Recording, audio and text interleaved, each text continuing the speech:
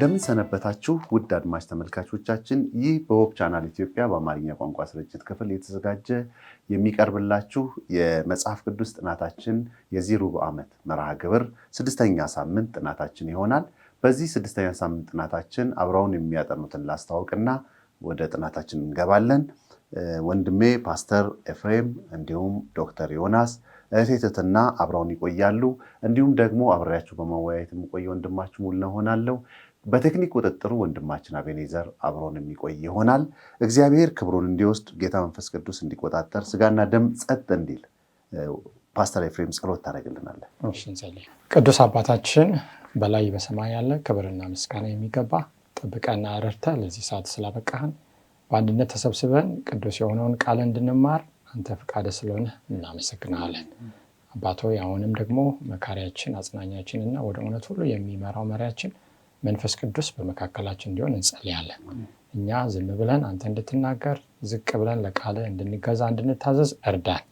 አድማጭ ተመልካቾቻችንን ደግሞ ቃልን በማጥናት በዚህ ሂደት እንድትባርካቸው ከቃል የሚበራው ብርሃን ለሁላችንም እንዲታየንን የእምነት አይኖቻችንን ሁሉ እንድትከፍት እንጸልያለን። ስለሰማን ተመስገን በጌታ በኢየሱስ ክርስቶስ ስም አሜን። እግዚአብሔር ይባርክ ፓስተር። እንግዲህ ውድ አድማጭ ተመልካቾቻችን የዛሬው 6ኛው ጥናት የሚለው በውስጥ ያለው ጠላት ይላል። ኤርምያስ 17:10 ላንብብና የዛሬውን ሐሳብ እንቀጥላለን። እኔ እግዚአብሔር ለሰው ሁሉ እንደ መንገዱ እንደ ስራው ፍሬ እሰጥ ዘንድ ልብን እመረምራለሁ ኩላሊትንም እፈትናለሁ ይላል። እንደ እግዚአብሔር ያለ አምላክ የለም። ምክንያቱም ለሰው እንደ መንገዱ እንደ ስራው ነው ፍሬን የሚሰጠው። እስቲ ይሄን ሐሳብ ዛሬ እናያለን።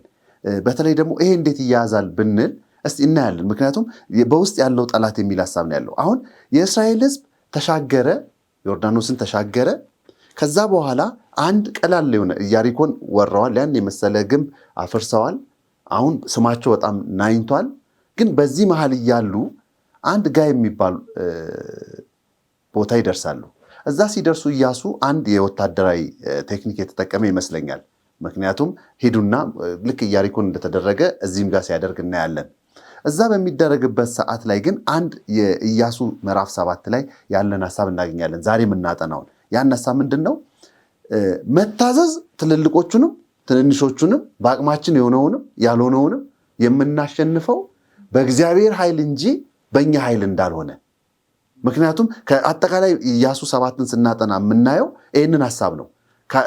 ይሄ የስለላውን የላካቸው ሰዎች ይዘው የመጡት መልስ የሚያሳየው በጣም ጥቂት ሰዎች ናቸው፣ እናሸንፋቸዋለን፣ ሄደን እንውጋቸው ሲል ነው የምናየው።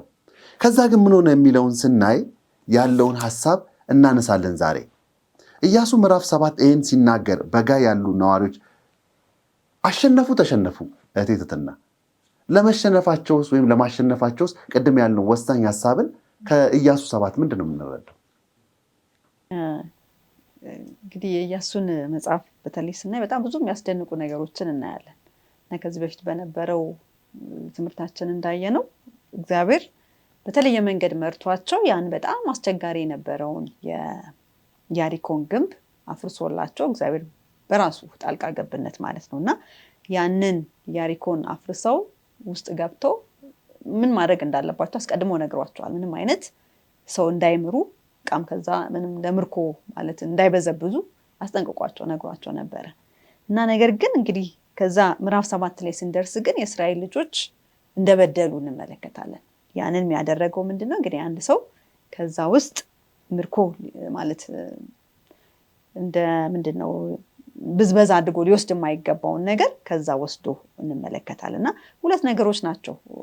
ከዛ ውጭም ደግሞ ሌላም ራሳቸውን ደግሞ ሲመለከቱ በቃ ይሄ ህዝብ ትንሽ ነው ብለው አሰቡ።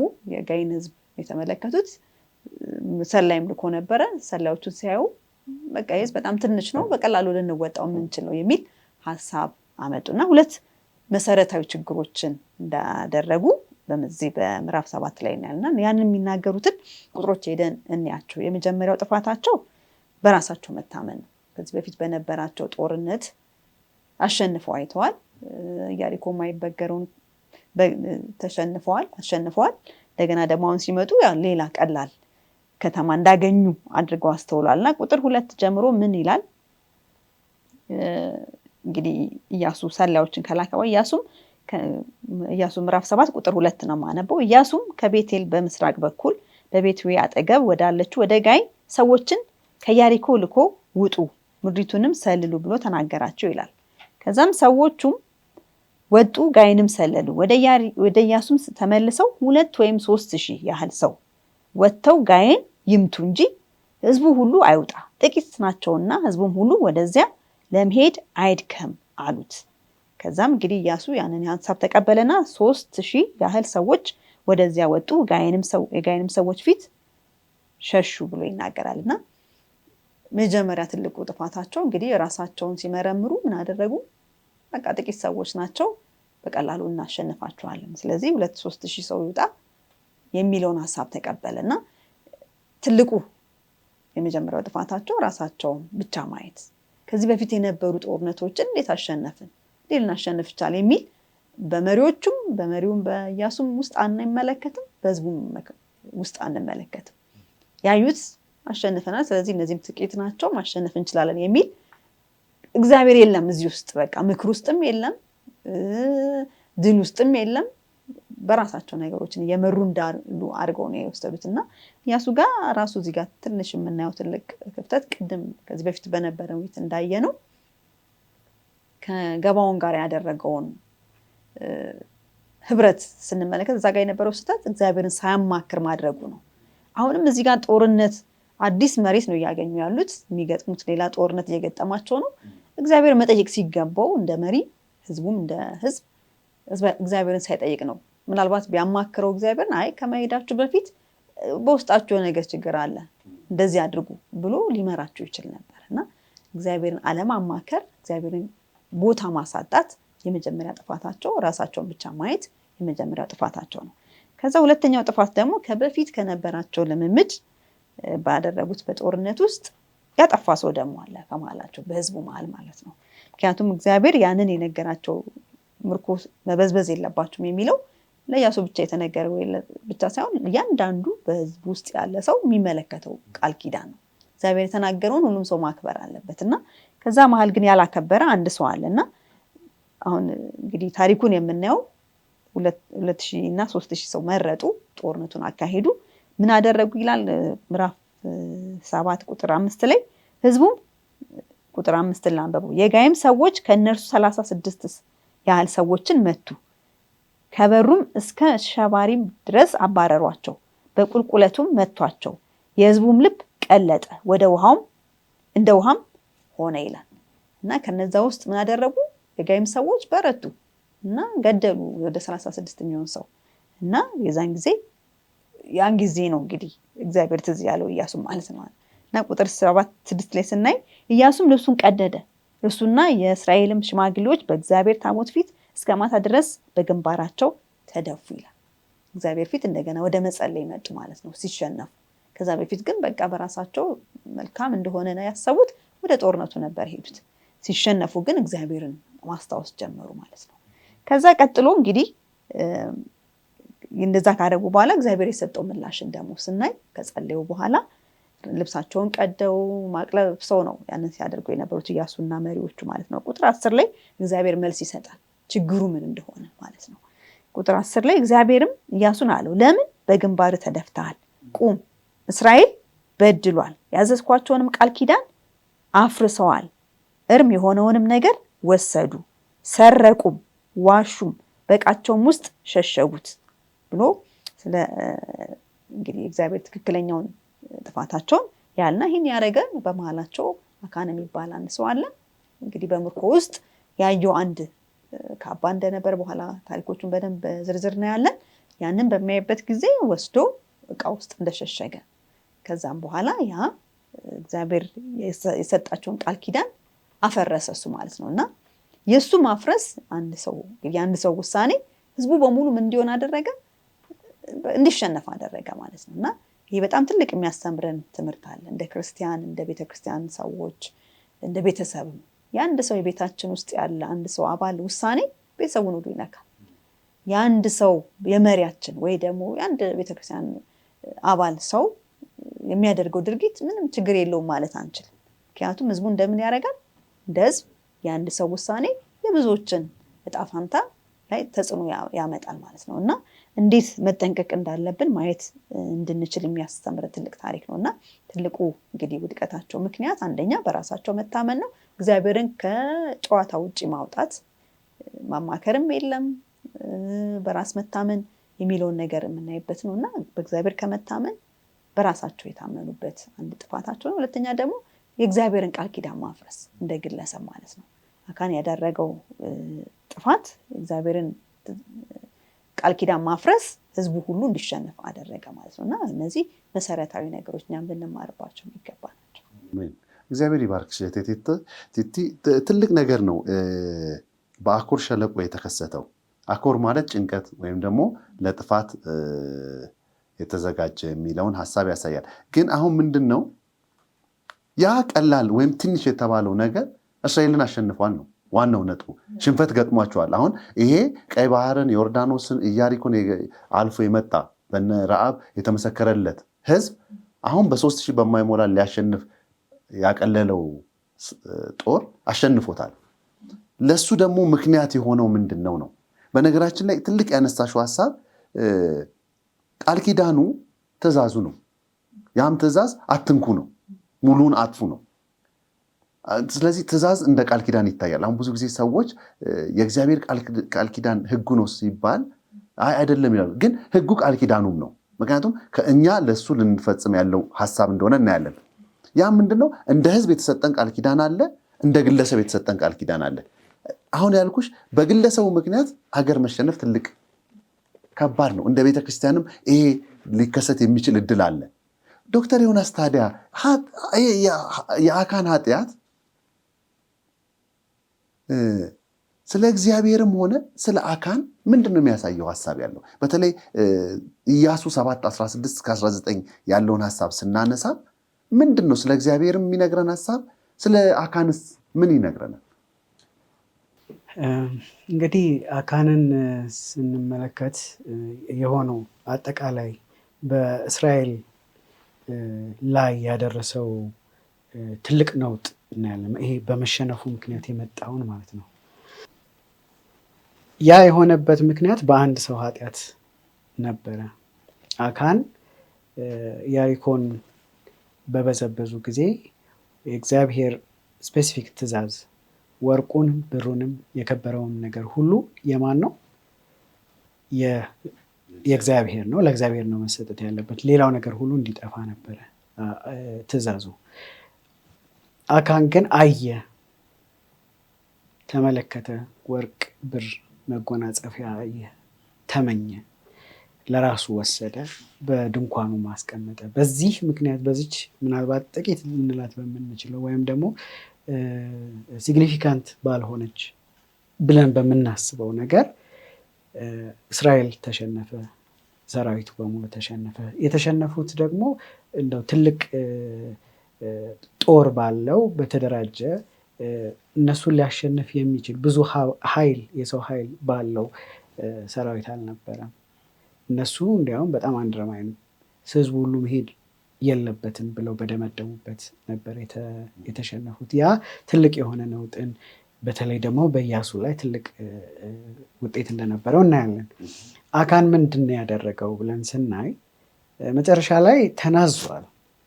ግን የሄደበትን ሂደት መመልከት በጣም ያስፈልጋል። አካን በሱ ምክንያት እስራኤል እንደተሸነፈ ምርመራም እየተደረገ እንዳለ እያወቀ እሱ ላይ መጥቶ አንተ ይሄን ነገር አድርጋ ወይም ደግሞ እየጠበበ እንግዲህ ከነገድ ጀምሮ ወደ ቤተሰብ ድረስ ነው የመጣው። ያ ሄዶ እሱ ቤት ውስጥ እስኪገባ ድረስ ጠበቀ፣ አልተናገረም። ኢያሱ እንዲያውም ምዕራፍ 7 ቁጥር 19 ላይ የሚለው በጣም የሚነካ ነገር አለው። ምንድን ነው የሚለው? ልጄ ሆይ ለእስራኤል አምላክ ለእግዚአብሔር ክብርን ስጥ፣ ለእርሱም ተናዘዝ፣ ያደረግኸውም ንገረኝ፣ አትሸሽገኝ አለው። እንግዲህ ይሄ በጣም በፍቅር የተነገረ ቃል እንደሆነ እንመለከታለን። ምንድን ነው ያደረግከው? አሁን እዚህ ከደረሰ በኋላ ነው ለመናዘዝ የሞከረው ወይም ደግሞ ይህን ያደርግ። ግን በዚህ ሰዓት ምንድነው ፍርዱ ሁሉ ተካሂዶ ወንጀለኛው ከተለየና ማን እንደሆነ ከታወቀ በኋላ ነው ይህን ያደረገው። ግን ረጅም የሆነ ርቀት ሄዷል።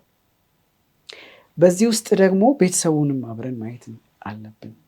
ቤተሰቡ የተደረገውን ነገር በድንኳናቸው የሆነውን ነገር ያውቁ ነበረ። ግን ያንን ለማረም ለመናዘዝ እነሱም እንኳን እንደ ቤተሰብ ኃላፊነት መውሰድ አልቻሉም ነበረ። ስለዚህ በዚህ ኃጢአት ምክንያት እሱ ቤተሰቡም ሊጠፉ ቻሉ ማለት ነው። ስለዚህ እዚህ ላይ አንድ እንደ ቤተሰብም ልናየው የሚገባ አንድን ክፉ ነገር ሲደረግ ስናይ ዝም ማለት የለብንም። ያንን ወደ ንስሐ ልናመጣው ይገባል። ይሄንን እንገነዘባለን። ሌላው ግን የእግዚአብሔርን ማንነት በዚህ ውስጥም ደግሞ እናያለን። እግዚአብሔር ሁሉን አዋቂ ነው፣ ሁሉን የሚያይ ነው።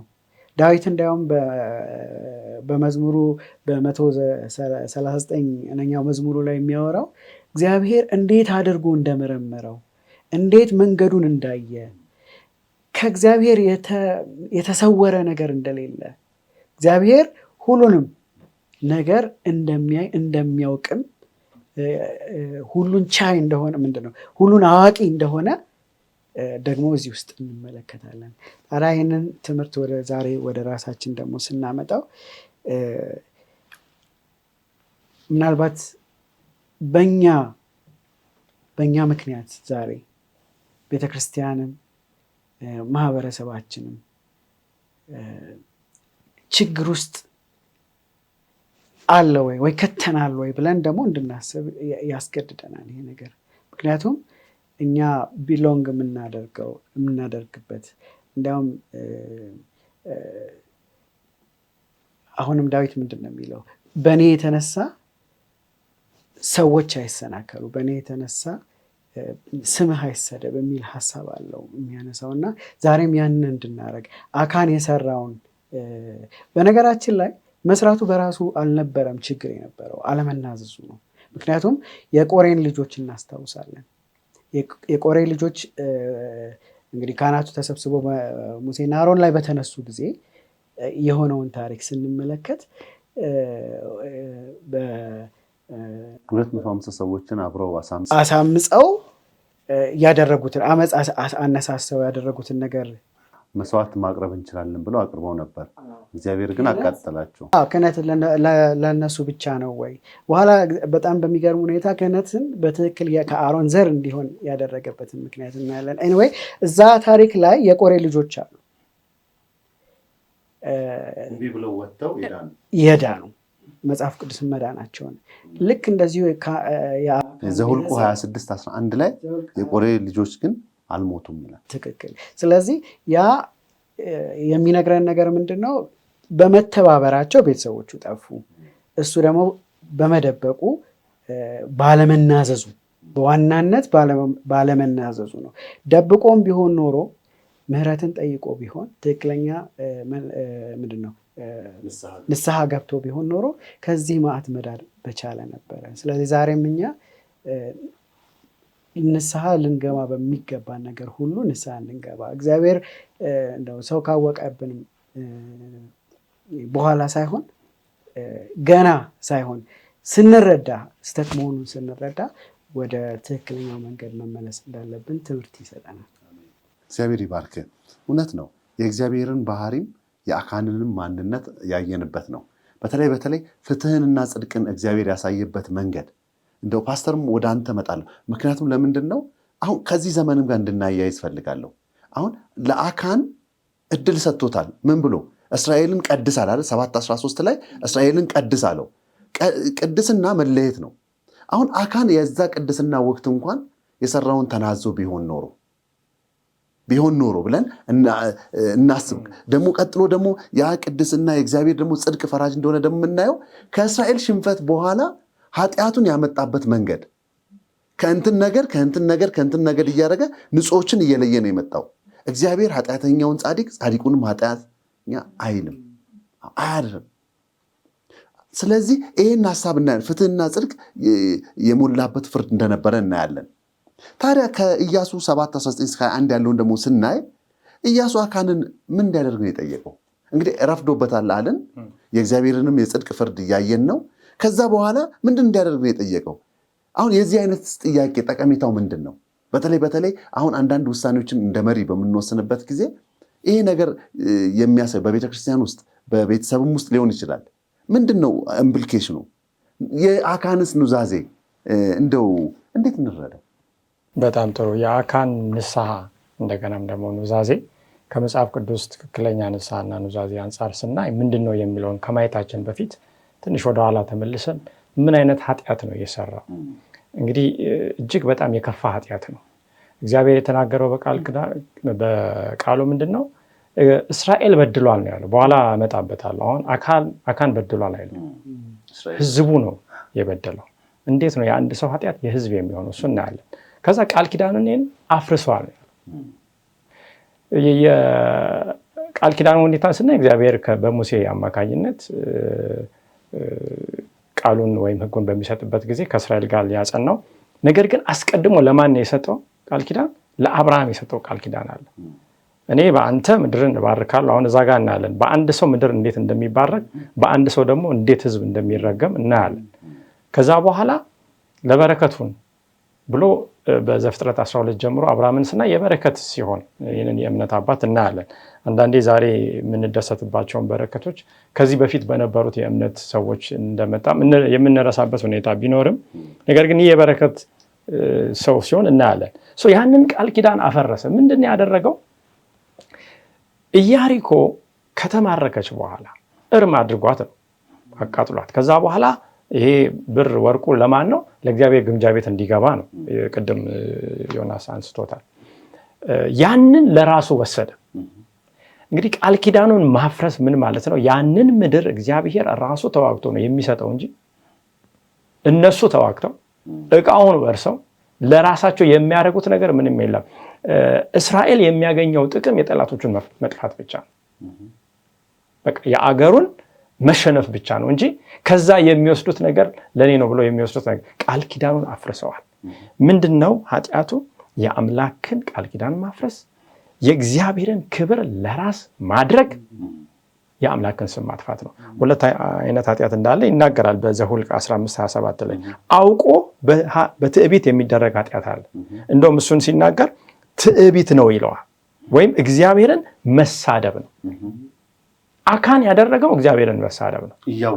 እያወቀ ነው ያደረገው።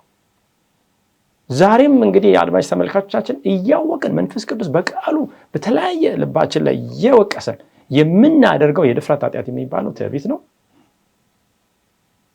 ማን አለብኝ እኔ ማን ነው እግዚአብሔር እኮ እያለን ልክ እንደ ፈርዖን ነው እግዚአብሔርን አላውቅም እስራኤልን ማለቅ እንዳለው ነው። ከዛ ደግሞ ሳያውቅ የሚደረግ ኃጢአት አለ። ይሄንን ሁሉ ቃል ኪዳን የቃል ኪዳኑ ህዝብ አካል ነው አካን።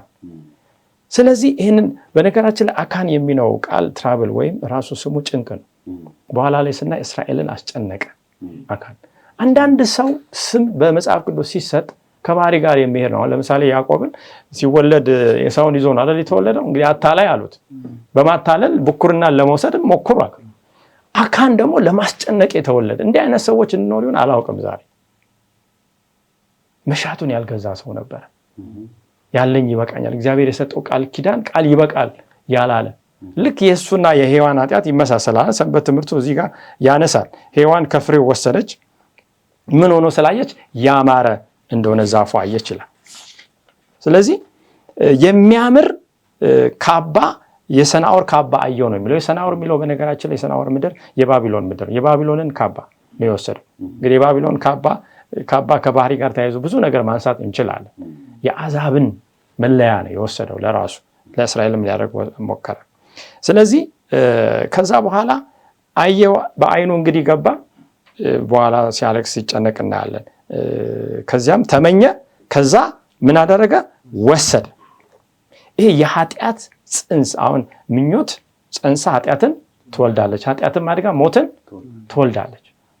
ልክ አንድ ልጅ በማፀን እንደሚጸነስ መጀመሪያ ከሐሳብ ነው የሚጀምረው። ባየ ጊዜ በእምነት አይን ቢያይኖረው እግዚአብሔር እኔ እንድወርስ ያመጣው ይህንን አይደለም ደግሞ ከልክሏል የሚል የእምነት አይን ያስፈልገናል። ዛሬም አካን እንደዛ ቢያደርግ ኖሮ ወደዛ ስህተት አይገባም ነበር። ስለዚህ የእግዚአብሔርን ቃል ምን አለ? ተጠራጠረ። የእግዚአብሔር መልካምነቱ እንደማያስፈልግ አሰበ። አስደሳች ነገሮችን እንደውም እግዚአብሔር ይደብቅብናል ብሎ ነው በዛ ምን ሊደሰት ማለት ነው። ሔዋንም ያሰበችው ያንን ነው አይደል? እንደ እግዚአብሔር እንደሱ እንደምትሆን እኮ ስለሚያውቅ ነው ይሄንን የከለከለው እንጂ ሞትን ምን አትሉም አትሞቱም ነው ያለው። አካን ይሄንን ያሰበው። ስለዚህ ወሰደ። ከዛ በኋላ ይሄንን ኃጢአት ሰራ። እንግዲህ በመጨረሻ ላይ የይሁዳ ነገድ ነው በጣም የሚደንቀው። የይሁዳ ነገድ ውስጥ ነው አካን የተገኘው። እንግዲህ ይሁዳ ማን ነው ስንል መሲሁ የሚመጣበት ነገድ። ይሄ በመጽሐፍ ቅዱስ የማያቋርጥ ጥቃት ሲፈጸምበት ይሄንን ነገድ እናያለን። በጣም አሳፋሪ ነው። ክርስቶስ ሊመጣ ያለበት ነገድ በምን ሲያዝ? በኃጢአት ወይም ምን አይነት ኃጢአት? ቃል ኪዳኑን መፍረስ፣ የሌብነት ኃጢአት ሰርቋል ነው ያለው። ዛሬ 7ኛ ቀን አድቬንቲስት ማለት ክርስቶስ እኮ ዳግም የሚመጣበት ምንድነው? ትውልድ ነው። እኛ እግዚአብሔር በሰጠን መልእክት፣ በሶስቱ መላእክት መልእክት ዓለምን፣ ነገድን፣ ቋንቋን፣ ወገንን፣ ህዝብን ስናዳርስ ክርስቶስ ምንም ዳግም የሚመጣበት እሱን ስንመስል ክርስቶስ የሚመጣበት ይሄ ምድር የእሱን ክብር እኛ ተቀብለን የምናበራበት። አስበው እኛ በሌብነት ስናይ፣ በሙስና ስንያዝ፣ በውሸት ስንያዝ፣ በዝሙት ስንያዝ ዛሬ ምን ያህል በደል ነው በቤተክርስቲያናችን ውስጥ ያለው። የአንድ ሰው ኃጢአት የእስራኤል ኃጢአት ተብሎ ሲያዝ እናያለን። ክርስቶስ ኢየሱስ ምንድነው ያለው? አንድ አካል አለ፣ አንድ ሃይማኖት፣ አንድ ጥምቀት ነው ያለው። እግዚአብሔር መጥቶ የእናንተ ማነው ከእናንተ መካከል ያለ የሆነ አላለ። ስለዚህ እኔ በቤተክርስቲያን ውስጥ የቤተክርስቲያን ኃጢአት ሆኜ የሆነው ዛሬ መጠየቅ አለብኝ። መጠየቅ እርግማን የሆነው አካን ከይሁዳ ወገን የነበረ ምጽአቱ የመጀመሪያ ምጽአቱን እውን ከሚያደርገው ነገድ የሆነ ሰው ነውና መጨረሻ ላይ እንግዲህ የአካን ንሳ እንደ ቃየን አይነት ንሳ ነው። ቃየንን እግዚአብሔር ወንድሜ ታለ ሲለው መጀመሪያ ነገር ኃጢአት በፊት ታደባለች፣ ፊት ለምን ጠቆረ? መልካም ብታደርግ ፊት ታበራለች አለው። አንተ ንገስባት አልሰማም። ሲፕሮቴክት ሲጠብቀው ነበር ወደዛ ኃጢአት እንዳይገባ። ከዛ ወንድሙን ገደለ። ከዛ ወንድሜ ታለች፣ የወንድሜ ጠባቂ ነኝ። ከዛ የወንድሜ ደም ከምድር ወደኔ ያንን በምድር ሁሉ የተቅበዝባዥ ትሆናለህ ሲለው ያንን በሰማ ጊዜ ቃየን ኃጢአቴን ሊሸከማት የማልችላት የረፈደ ንሳ። አሁን ይሁዳ ከዛ በኋላ ማን የተለየው? ቤተሰቡ ተለየ። ከቤተሰብ ደግሞ እንደገና አንድ ሰው ተለየ። እስከዛ ድረስ ጸጥ ብሎ ነበር። የእግዚአብሔር ጣት እስኪወድቅብን ነው የምንጠብቀው። ደብቀናል እኮ እኛም ዛሬ እንደ አካኖች ሞልተናል ዛሬ በቤተክርስቲያን ውስጥ በዓለም ውስጥ። ምክንያቱም ቤተክርስቲያን የማትባረክበት፣ አገር የማይባረክበት፣ ህዝብ የማይባረክበት ምክንያት ምንድነው ብዬ ራሴን መፈተሽ አለብኝ። ቤቴን መፈተሽ አለብኝ። ልቤን መፈተሽ አለብኝ። አካን ያንን ቢያደርግ ኖሮ ያ ሁሉ ይሆላችሁ እስራኤል ተሸንፎ ሲመጣ አይቷል። እነ ኢያሱ ወድቀው ማቅለብሶ ሲያለቅሱ አይቷል። ህዝቡ በየነገዱ ሲከፈሉ አይቷል። ጊዜ ነበረ። በዛ ሁሉ ንሳ ተቀድሶ ንሳ አልገባም። የእግዚአብሔር ጣት መታ ግን እስክትወርቅበት ድረስ ዝም ብሎ ቆየ። ዞሮ መስማት ያለብን ወገኖች የእግዚአብሔር ጣት ንሳ ካልገባን እኛ ላይ መጠቆም አይቀርም መጨረሻ ላይ። ስለዚህ ጊዜ እያለን ንሳ ገብተን ለኛም ለሌላውም በረከት እንሆን። ረዓብ ለቤተሰቧ በረከት ሆነች ለመዳን፣ አካን ለጥፋት ሆነ። ረዓብ ደብቃ ህዝቡን አተረፈች የራሷን፣ እስራኤልም እንዲያሸንፍ አለ። አካን ግን ደብቆ እስራኤል እንዲሸነፍ አደረገና ይህንን የኃጢአት መጎምጀትን ይህንን የእምነት አይን ከኛ ተጎልጎሎ የወጣውን መመለስ ያስፈልጋል። እኛ አገራችን ሰማይ ነው። ለዚህ ለ70 እና ለ80 ዓመት እድሜ ብለን ለምን እግዚአብሔርን እናሰድበዋለን? ይህንን በረከት ቃል ኪዳኑን የሚያፈርስ ነገር ክርስቶስ ኢየሱስ ከእናንተ ጋር የአዲስ ኪዳን ደሜ ነው ብሏል። ከክርስቶስ ጋር በነገራችን ላይ የሚሰራ ኃጢአት በእግዚአብሔር ሕግና በክርስቶስ ኢየሱስ መስዋዕትነት ላይ ነው የሚሰራው። ዛሬ የምንሰራው ስራ ሁሉ ክርስቶስን እንደገና መስቀል ነው። የእግዚአብሔርን ሕግ መተላለፍ ኃጢአት ነው። ነገር ግን በመስቀሉ ላይ በዋለው በቀራንዮ ሰው ላይ እንደገና ኃጢአት እናደርጋለንና ኃጢአትን እግዚአብሔር እንደሚጸየፈው ውግዝ ከህይወታችን ማለት አለብን። በዚህ ቦታ ላይ ምንድነው ልዩነት የሚፈጥረው የሚለውን ማየት ተገቢ ይሆናል። ያ ምንድነው? ኃጢአት የሚለውን ቃል ዘፍጥረት 2 እና 3 ላይ አናገኘውም፣ ግን ኃጢአት ሲገባ እንመለከታለን። እዛ ላይ ምንድን ነው የዛ ምክንያቱ ስንል እግዚአብሔር በፍጥረት ጊዜ በ6ቱ ቀን ፍጥረት ጊዜ ያደረገው ምንድን ነው? የፈጠረውን ነገር አየ ይላል። ከዛ ደግሞ መልካም እንደሆነ ዲክሌር መልካም እንደሆነ ደግሞ ይናገራል።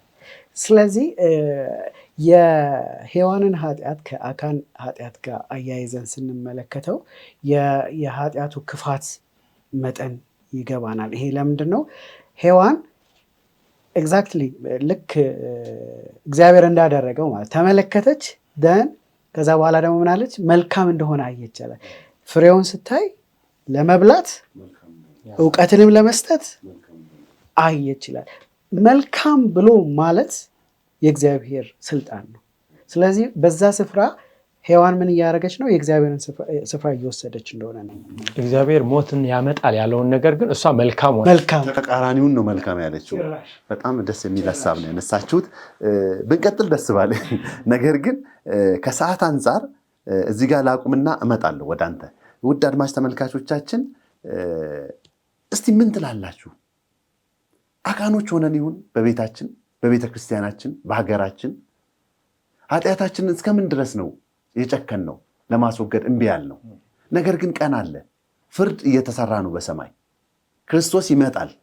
ሲመጣ የንስሐ ጊዜ የማናገኝበትን ሰዓት በዛ ሰዓት በእግዚአብሔር እጅ ላይ እንዳንወድቅ እግዚአብሔር ይጠብቀን። ካፍታ ቆይታ በኋላ እንመለሳለን። አብራችሁን ቆዩ።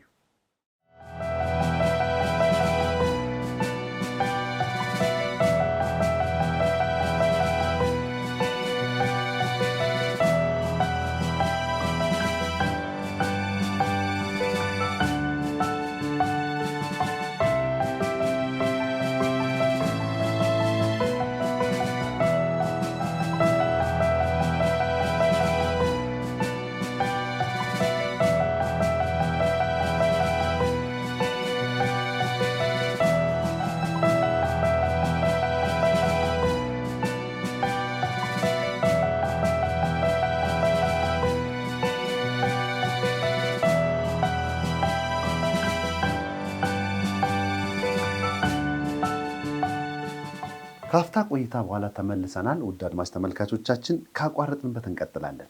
ዶክተር ዮናስ ጋር ነበር አቁመን የነበር ነው። ትንሽ ኃጢአት ብለን የምንቆጥራቸው ልምዶቻችን ምን ያህል ከባድ እንደሆኑ ነበር እያወራን የነበረው እና እስቲ ምንድን ነው ማለት አካን ያደረገውን ነገር የኃጢአቱን ግዝፈት በቀላሉ አይተን እንዳናልፍ እስቲ ምንድን ነው የምናየው? እንግዲህ ቅድም ስል እንደነበረው ምንድን ነው የአካን ኃጢአት ሔዋን ካደረገችው ኃጢአት እንዲያውም በቃል ደረጃ ወርዶ ተመሳሳይ ነው። አካንም ሔዋንም አዩ፣ መልካም እንደሆነ ደመደሙ። ከዛ በኋላ ደግሞ ለነሱ እንደሚገባቸው ሔዋን ዓላማው ምንድነው? ሰይጣን ያቀረበላት እንደ እግዚአብሔር ትሆኛለሽ ነው። ስለዚህ መልካም ነው ባለች ጊዜ እንደ እግዚአብሔር መሆን ፈልጋለች ማለት ነው። ስለዚህ ያንን አደረገች። ከአካንም ዘሴም ቲንግ ነው፣ አንድ አይነት ነገር ነው ያደረገው። ያ ነገር ይገባኛል አለ። ለማን የሚገባው ነገር? ለእግዚአብሔር የሚገባው ነገር። በአዲስ ኪዳንም ደግሞ የአናንያና ሰጲራን ታሪክ ስንመለከት ተመሳሳይ የሆነ ስህተትን ሲያደርጉ እንመለከታለን። ስለዚህ አሁን ነገሩ ያደረጉት ድርጊት ትንሽነት ሳይሆን ያ ትንሽ ብለው እነሱ ያደረጉት ነገር ያለው ምንድነው ኢምፕሊኬሽኑ ወይም ደግሞ ትርጓሜው ነው። ትርጓሜው የእግዚአብሔርን ስፍራ ወይም ለእግዚአብሔር የሚገባውን ነገር መውሰድ ነው። ስለዚህ መስረቁ አልነበረም ትልቁ ኃጢአቱ ለማለት ነው የፈለግኩት። እውነት ነው። ብዙ ጊዜ ሰዎች ምን ሲሉ እናያለን፣ ለዚህ ኃጢአትማ ብሎ ከሰማይ አያስቀረኝም። ገብቷቸዋል። አሁን ያልከው ጥሩ ሀሳብ ነው። ሔዋን ረአ ነው የሚለው ዛፉን ረአ ያማረ ካማድ ከዛ በኋላ ወሰደችው የሚለውን ላቃግ ይለዋል። በተመሳሳይም ካባውን ያን የባቢሎንና ብሩን እነዚህን ሲያያቸው ረአ ከዛ ካማድ ከዛ ላቃግ ነው የሚለው። ተመሳሳይ ወርዶች እንደተጠቀሙት እዛ ጋር ያለችውን እዚህ ጋር ንስሐ ሲገባ ሲል ነው የምናየው። እና አንዳንድ ጊዜ እኛ እንደምናስበው ሳይሆን እግዚአብሔርን ሳናስበው እስከ መስቀሉ ያወረደውን ያን ኃጢአት ደግመን በእይታችን ግን ሰይጣን ቀለል አድርጎ ለማሳየት ይሞክራል። ደግሞ ትልቁ ለዚህ ሁሉ ደግሞ ትልቁ መሰረት የሆነው መጎምጀት እንደሆነ አንርሳ። መጎምጀት ለሱ ክርስቶስ ምን አለ? በሉቃስ 12:15 ላይ ያለው ሐሳብ ላይ ምን አለ? የሰው ሕይወት በገንዘቡ ብዛት አይደለምና ተጠንቀቁ፣ ከመጎምጀትም ሁሉ ተጠበቁ። አሁን ትልቅ መልእክት እንዳለው እናያለን። መጎምጀት አዳምና ሔዋንም የወደቁበት ከመጎምጀት መነሳት ነው። እዚህ ጋም እስራኤል የተሸነፈችው ከአካን መጎምጀት የተነሳ ነው እና ይሄ ትልቅ ሊያስተምረው የሚችል ሐሳብ እንዳለ ነው የሚያሳየው። እግዚአብሔር ይባርክ ዶክተር። እህቴ ትትና ጋር ልምጣ። የአኮር ሸለቆ ወይም የችግር ሸለቆ የተስፋ በር የሚል ስም ሲቀየርለት እናያለን። በተለይ ደግሞ ኢያሱ 7ን አጥንተን አሁን ኢያሱ 8 ጋር ስንመጣ ከውድቀት እንዴት ነው እግዚአብሔር ወደ ተስፋ ያመጣቸው? ምንስ ነው የተካሄደው በኢያሱ 8 ላይ? በጣም የሚያስደንቅ እና ደስ የሚል ታሪክ ነው። የወደቁበትን ስፍራ እንደገና መነሻቸው ሲያደርግላቸው ማለት ነው እግዚአብሔር። እና ይህን ያደረገው ምንድን ነው? እንግዲህ መጀመሪያ እንደምናስታውሰው የእስራኤል ልጆች ከጋይም ሕዝብ ጋር በተዋጉ ጊዜ ወደ ሸለቆ መሯቸው ይላል። ሲያሳድዷቸው የሄዱት ወዴት ነው? ወደ ሸለቆ ነበር። እና ያ ሸለቆ በኋላ አካን ከተወገረ በኋላ ያ ቦታ አንተ ምን ተብሎ ተጠራ ይላል? የአኮር ሸለቆ ተብሎ ተጠራ ይላል። አኮር ማለት ያው ችግር ወይም ጭንቀት የተጨነቁበት ቦታ ማለት ነው። እና ያ ቦታን እግዚአብሔር እዛው ቦታ መጥቶ ለኢያሱ ሌላ የምስራች ይዞለት ሲመጣ እንመለከታለን። እና ያ የምናገኘው በኢያሱ ምዕራፍ 8 ከቁጥር 1 ጀምሮ እስከ 2 ያለውን አነበዋለሁ። እንደዚህ የሚል ተስፋ ሲሰጠው እናያለን። እግዚአብሔርም ይላል በኢያሱ ምዕራፍ 8 ቁጥር 1 ጀምሮ እግዚአብሔርም ኢያሱን አትፍራ፣ አትደንግጥ፣ ሰልፈኞችን ሁሉ ካንተ ጋር ውሰድ፣ ተነስተህም ወደ ጋይም ውጣ፣ እይ፣ የጋይንም ንጉሥ ሕዝቡንም ከተማውንም ምድሩንም በእጅ ሰጥቼሃለሁ። በያሪኮና በንጉሷም እንዳደረግህ እንዲሁ በጋይና በንጉሷ ታደርጋለህ። ምርኳንና ከብቷን ግን ለራሳችሁ ትዘርፋላችሁ፣ ከከተማይቱም በስተኋላ ድብቅ ጦር አስቀምጥ አለው ይላል። እና እግዚአብሔር እንግዲህ ያንን በመሃላቸው የነበረውን ክፉ ነገር ሲያስወግዱ ኢያሱም እግዚአብሔርን ቅድሚያ ሲሰጥ ማለት ነው። በፊት በራሳቸው ሲራመዱ የነበሩትን በእግዚአብሔር ፊት ተንበርክኮ ሲጸልይ እግዚአብሔር ኃጢአታቸው ሲያመለክተው እናያለን። ያንን ኃጢአት ደግሞ ሲያስወግዱ እግዚአብሔር እንግዲህ በአዲስ መልክ የምስራች ይዞ ሲመጣ ነው የምንመለከተው። ያም የምስራች ምንድነው? ያ የፈሩትን ያሳደዳቸውን ጦር ወይም ጠላት አሳልፎ እንደሰጣቸው እግዚአብሔር ተስፋ ሲገባ እንመለከታለን ማለት ነው። እና ምድሩንም ሕዝቡንም ሰጥቻለሁ፣ ንጉሱንም ጭምር በእጅ አሳልፌ ሰጥቻለሁ ብሎ ሲናገር እናያለን። ያም መናገር ብቻ አይደለም፣ ስትራቴጂ ራሱ ሲቀይስላቸው ደግሞ እንመለከታለን። ምን እንደሚያደርግ በኋላዋ ምን ታደርጋለህ? ጦር ታደርጋለህ፣ ጦር ታሰፍራለህ ብሎ እግዚአብሔር ተስፋ ሲገባለት እናያለን። እና ታሪኩ ሲቀጥል በዚህ በምዕራፍ 8 ላይ እግዚአብሔር እንደተናገረው ኢያሱ ምን አደረገ? ሕዝቦችን መረጠ። ጦር ሰራዊቶችን ወደ 30 ሺህ የሚሆን ከከተማው በስተጀርባ አደረገ። ሌሎች ጦሮችን ደግሞ በተለያየ ቦታ አስቀመጣቸው። 5000 በሌላ በምዕራብ በኩል አደረገ። ከፊት ደግሞ ኢያሱና ሌላው ሕዝቡ ደግሞ ወደ ጋይም ሲሄድ እንመለከታለን። እና የጋይም ሕዝቦች እንግዲህ አልተጠነቀቁም፣ እንደቀደመው አድርገው አሰቡ። ምክንያቱም መጀመሪያ ባረናቸዋል ብለው አሰቡ። ስለዚህ ሲመጡ አሁንም በቃል እንደ በፊቱ ሊያባሯቸው አስቦ ሲያባሯቸው ኢያሱና ደግሞ ሕዝቡ በተንኮል ወደ ኋላቸው እንደመሸሽ አድርገው የሸሹ አስመሰሉ። በዛን ጊዜ እግዚአብሔር እንደገና ጣልቃ ገብቶ መልእክት እንደገና ሲሰጣቸው እንመለከታለን። በቁጥር 18 ላይ ምን ይላል? እግዚአብሔርም ኢያሱን አለው ጋይን በእጅ አሳልፌ እሰጥሃለሁና በእጅ ያለውን ጦር በላይዋ ዘርጋ አለው ይላል። ከዛም ኢያሱም በእጁ ያለውን ጦር በከተማይቱ ላይ ዘረጋ። ከዛም የተደበቁት ፈጥነው ከስፍራቸው ተነሱ። ኢያሱም እጁን በዘረጋ ጊዜ ሮጡ፣ ወደ ከተማይቱም ገብተው ያዟት፣ ፈጥነውም ከተማይቷን በእሳት አቃጠሏት ይላል። እና የጋይም ሰዎች እንግዲህ እየሸሹ መስሏቸው አንድም አልቀረም ይላል። ከላይ ብታዩት በከተማ ውስጥ የቀረ ሰው የለም። ሁሉም ሰው ወጥቶ እያሳደደ ነበረ። ምክንያቱም ባለፈው ያሸነፏቸው ናቸው፣ ሙሉ ለሙሉ እናጠፋቸዋለን ነው ብሎ አሁን እንደውም ጥሩ እድል አገኘ። ሁሉም ሰው እንግዲህ የድሉ ተካፋይ ለመሆን የቀረ ሰው የለም። ሁሉም ሰው ወጥቶ ነበረ። ግን የሚያሳዝነው ያልጠበቁት ነገር የሆነው ከኋላ እንግዲህ እግዚአብሔር የሰጠውን አቅጣጫ ሲከተል ኢያሱ እጁን ሲዘረጋ የዛን ጊዜ ህዝቡ ከኋላ ተነስቶ ወደ ውስጥ እንደገባና ከተማይቱን እንዳቃጠለ የጋይም ሰዎች ዞር ብሎ ሲመለከቱ ያልጠበቁት ነገር ከተማቸው ተቃጥሎ ነበረ። ከዛ በፊት ሲያሳዷቸው የነበሩ ወደ እነሱ ተመለሱ። ከዛም የተደበቁት ወጡ፣ ተከበቡ በመሃል ማለት ነው የጋይም ሰዎች እና አንድም ሰው አልተረፈም። እና እግዚአብሔር እንደተናገረ በእውነትም ከተማዋንም ህዝቡንም መሬቱንም ንጉሱንም ጭምር አሳልፎ ሰጥቷቸው ነበር ይላልና ቁጥር በተለይ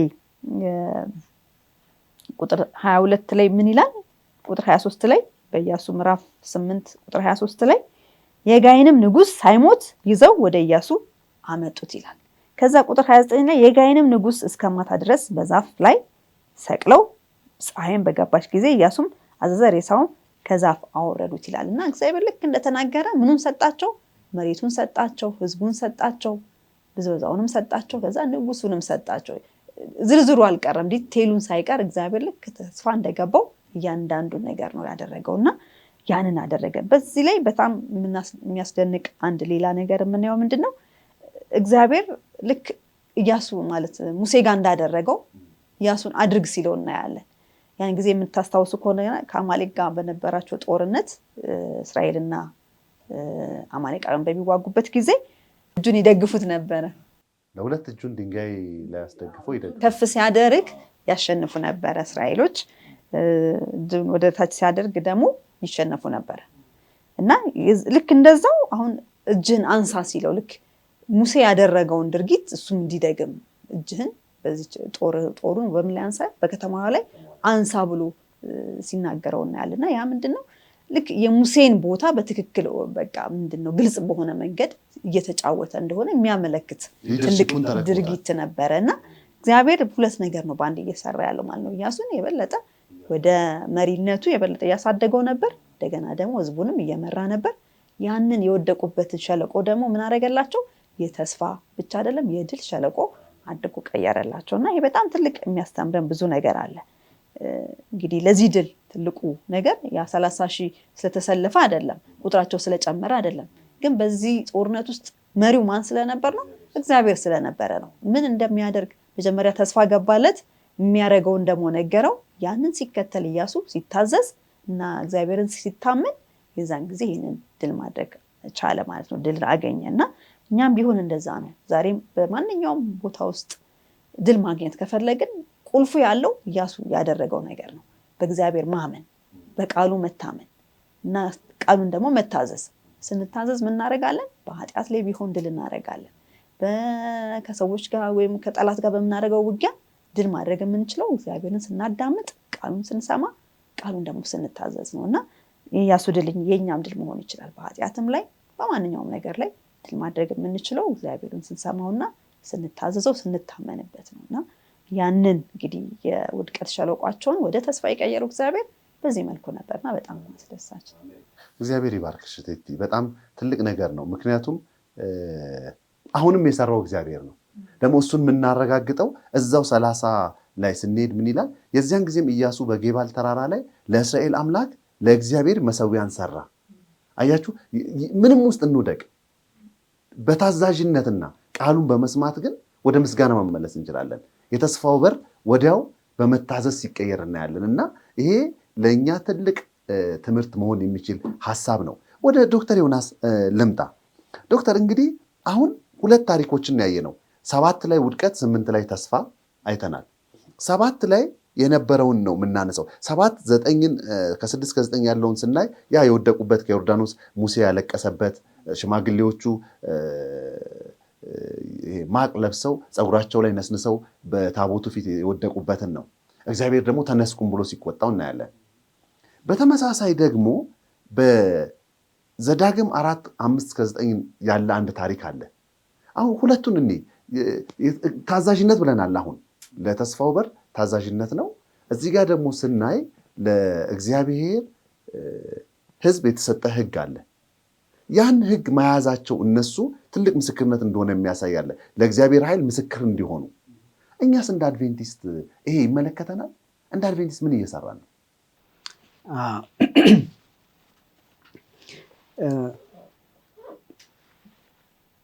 ኢያሱ ያለውን ነገር መልሰን እንድናይ እፈልጋለሁ። 2 ነጥቦችን ላንሳ ከኢያሱ ንግግር። መጀመሪያው ወዮ የሚል ነገር አለው።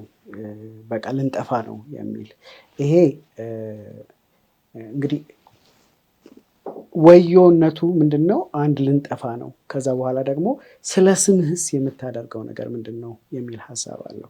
ስለዚህ ምናልባት ከኢያሱ አባባል ልንገነዘበው የሚገባ ነገር ምንድን ነው? እግዚአብሔር ያደረገልንን ነገር በዚህ ፍጥነት መርሳት አንድ ትልቅ ነገር ነው። ስለዚህ የእግዚአብሔርን ሁሉን ነገር አድራጊነት፣ የእግዚአብሔርን ለእኛ ታዋቂነት፣ እግዚአብሔር ያደረገልንን ነገር ፈጥነን መርሳት እንደሌለብን እዚህ ጋር እንመለከታለን። ግን ኢያሱ ምንድነው ያቀረበው? ስለ ስምህ የምታደርገው ምንድን ነው? ስለ ስሙ እግዚአብሔር በመጀመሪያ ደረጃ ሲያወጣቸውም ሰዎች የእነሱ ማንነት ከማን የመነጨ ነው?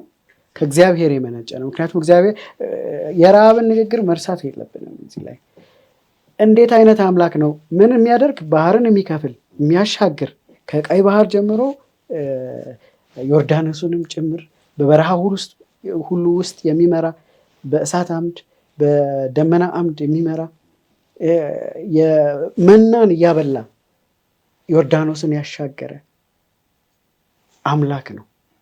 ይህንን አምላክ አይተው ሰዎች ምን እንዲያደርጉ ነው? ወደ እሱ ወደ ማምለክ እንዲመጡ ነው።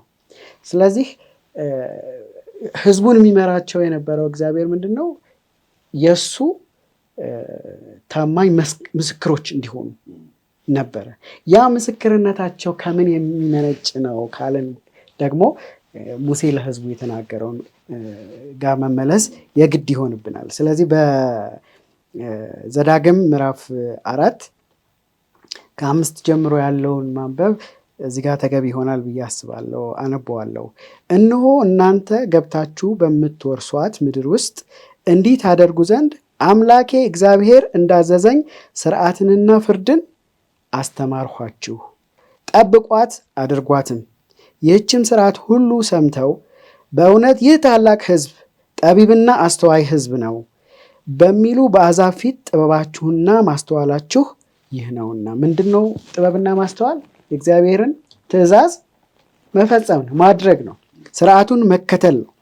የአምላካችንን እግዚአብሔርን በምንጠራው ጊዜ ሁሉ እንደሚቀርበን አምላኩ ወደ እርሱ የቀረበው ታላቅ ሕዝብ ማን ነው? በዓይናችሁ ፊት ዛሬ እንደማኖራት እንደዚች ሕግ ሁሉ ጽድቅ የሆነች ስርዓትና ፍርድ ያለው ታላቅ ሕዝብ ማን ነው? ስለዚህ የእግዚአብሔር ሕዝብነታችን ወይም ለእግዚአብሔር ያለን ምስክርነት የእሱን ትእዛዝ በመከተልና በማድረግ ነው፣ ስርዓቱንም በመፈጸም ነው። ይሄ እንደ ሕዝብ ለእግዚአብሔር ዊትነስ የምንሆንበት ወይም ደግሞ ምስክር የምንሆንበት ነው።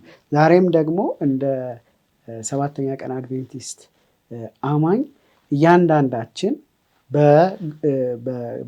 በግሩፕም በወልም ሆነ በተናጥል ይህንን ስርዓት እና ሕግ በመከተልና በማድረግ ጥበብ የሆነውን ይህንን ስርዓት በመከተል እግዚአብሔር የሚቀርበው በጠራው ጊዜ የሚሰማው ሕዝብ ታላቅ ሕዝብ ማን ነው ማስባል እንድንችል ነው። እና ዛሬ ያንን ማድረግ እንድንችል እግዚአብሔር ይርዳል። አሜን። እግዚአብሔር ይባርክ።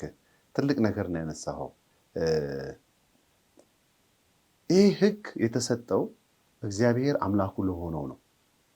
ይህ ሕግ ደግሞ ዛሬም አለ። ምክንያቱም ሕግ የማን ባህሪ ነው? የእግዚአብሔር ባህሪ ነው።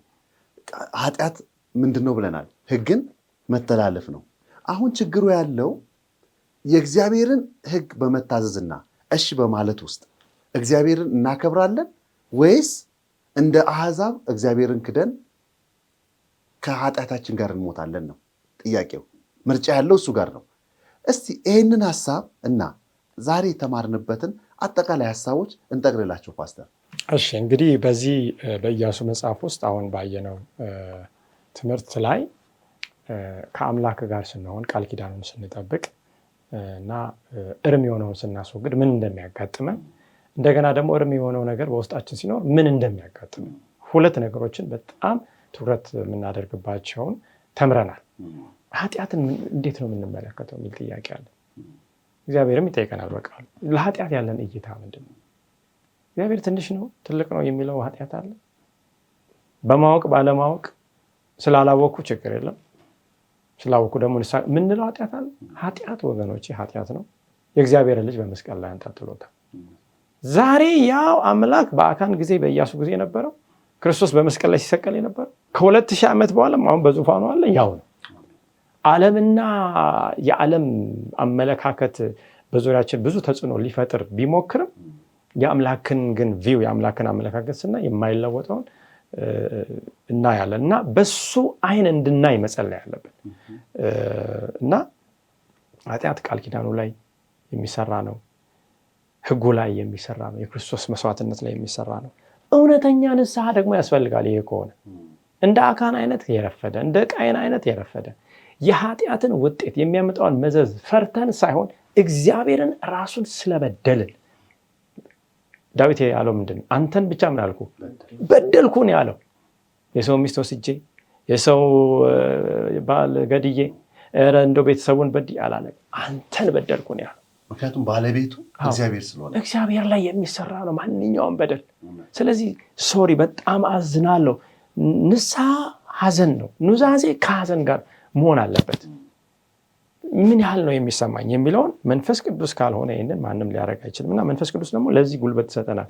ለዚህ ነው የምታዝኑት ሐዘን ወደ ንስሐ አድርሳችኋል፣ ይሄ ጥሩ ሐዘን ነው ይላል ጳውሎስ በቆሮንቶስ መልእክት ላይ እና እግዚአብሔር ራሱን ስለበደልን ኃጢአትን ደግሞ በስሙ ጠርተን መናዘዝ፣ ይቅር በለኝ የትኛው ነገር በስም ጠርተን መናዘዝ። ሰውን ከበደልን ሄደን ሰውን ነው ይቅርታ መጠየቅ። ቤተክርስቲያንን ህዝብን ከበደልን በህዝብ ፊት ቆመን አካን በህዝብ ፊት ቆሞ ነበር። ምክንያቱም እስራኤል የተሸነፈው እኔ ነኝ ምክንያቱ ለመሸነፋችሁ በቃ ብሎ ቢሆን ታሪኩ ይቀየር ነበር። ዛሬም እኛ ማድረግ ያለብን ምናልባት ሰውን በደልን ሰው ላይ ቂም ይዘን ከሆነ ሄደን ይቅር ማለት፣ ሰው ደግሞ አሳዝኖን ሄደን ደግሞ እኔ ይቅር ብያለሁ በቃ በድዬ ወይም በድለህ ሊሆን ይችላል። ስለዚህ በሁለቱም ይቅርታ አለ ማለት ነው። በሁለቱም ይቅርታ በድለንም ተበድለንም ይቅርታ አለ። ስለዚህ በአንደኛ ጴጥሮስ ምዕራፍ 4 ቁጥር 5 ላይ የእግዚአብሔር ቃል ሲናገር ክርስቶስ አሁን በፍርድ ላይ እንዳለ ይናገራል። ምን አይነት ፍርድ? አንደኛ ጴጥሮስ ምዕራፍ 4 ቁጥር 5 እናንብብ። እንዲህ ይላል፣ ግን እነርሱ በሕያዋንና በሙታን ላይ ሊፈርድ ለተዘጋጀው መልስ ይሰጣሉ። ከላይ ስናነብ አመፀኞች፣ ኃጢአተኞች ማለት ነው። ክርስቶስ ኢየሱስ በሕያዋንና በሙታን ላይ ምን እያለ ነው? እየፈረደ ነው። በሱ ፊት ቆመን ሁላችንም ለሰራነው ስራ ምን እንሰጣለን? መልስ እንሰጣለን። አሁን ወገኖች አሁን እዚህ ጋር ስለ እግዚአብሔር መጥፎ የሆነ በቃ ጨካኝ ከዛ በኋላ ጠብቆ በይሄው ዋጋ አንሰጠው የሚል ነገር እንዳንስል 400 ዓመት ታገሳለን። እነዛ አጥንተናል። እስራኤልን ከ457 ዓመተ ዓለም እስከ 34 ዓመተ ምህረት 490 ዓመት ነው የታገሱ። ጴጥሮስ ወንድሜ ቢበድል ስንቴ ልማረው? 7 ሲል አይ ኖ 7 ጊዜ 7። እኛም ደግሞ ደጋግሞ በቃ አጥፍቻለሁ ይቅርታ ለሚል ይቅርታ ማለት አለብን። ሰው ቢበድለን ከዚህ በኋላ ይሄን ሰውዬማ ማየት የለብኝም ማለት ክርስቶስ እንደዛ አላለን፣ ታግሶናል። ግን እስራኤል ላይ እንኳን መጽሐፍ ቅዱስ ሲናገር እግዚአብሔር ለገዛ ልጁ አራራም፣ በመስቀል ላይ ስለኛ ኃጢአት አድርጎ እሱን መስዋዕት አድርጎታል፣ ሞቷል።